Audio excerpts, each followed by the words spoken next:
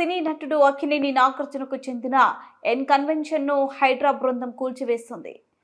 మాధాపూర్లో భారీ బందోబస్తు మధ్య కన్వెన్షన్ కూల్చివేతను అధికారులు చేపట్టారు.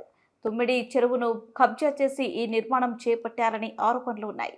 3.5 ఎకరాలు కబ్జా చేసి కన్వెన్షన్ ను నిర్మించారని అధికారులకు ఫిర్యాదులు వచ్చాయి.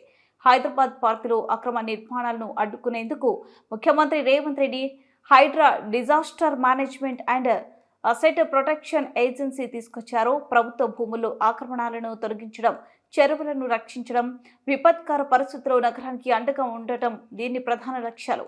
ఇది కబ్జాదారుల వెన్నులో వణుకు పుట్టిస్తుంది. నిత్యం ఏదో ఒక చోట అధికారులు ఆక్రమణలను కూల్చివేస్తున్నారు.